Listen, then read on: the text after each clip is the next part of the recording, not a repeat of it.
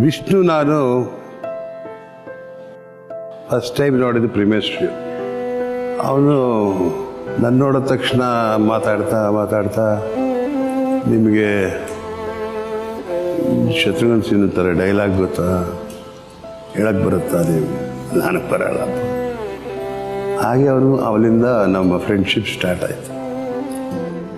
ನಾನು ಖಳನಾಯಕನಾದೆ, ಅವನ ನಾಯಕನಟ. ಬಟ್ ಇಬ್ಬರಲ್ಲೂ ಆ ಭೇದ ಭಾವ ಅನ್ನೋದಿರಲಿಲ್ಲ. ಹಾಗೆಯೇ ಬಂದೆ, ನಾನು ಸಪೋರ್ಟಿಂಗ್ ಕ್ಯಾರೆಕ್ಟರ್ ಮಾಡಿದೆ, ನಾನು ಕೂಡ ನಾಯಕ ನಟನಾದೆ. ಹೀಗೆ ನಮ್ಮ ಜರ್ನಿ ಬರ್ತಾನೆ ಇತ್ತು. ಟೆಂಪರ್ಮೆಂಟ್ ವೈಸ್ ನೋಡಿದ್ರೆ ಅವ್ನು ನಾರ್ತು, ನಾ ಸೌತ್. ಕರೆಕ್ಟ್. ಅವನಿಗೆ ಎಷ್ಟು ಶ್ರದ್ಧೆ ಇದೆಯೋ ಅಷ್ಟು ಕೇರ್ಲೆಸ್ ನಾನು, ಎಲ್ಲ ವಿಷಯದಲ್ಲೂ ಅಷ್ಟೇ.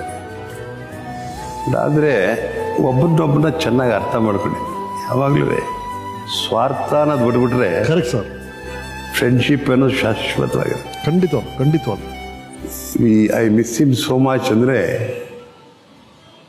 ಹೇಳೋಕ್ಕಾಗಲ್ಲ.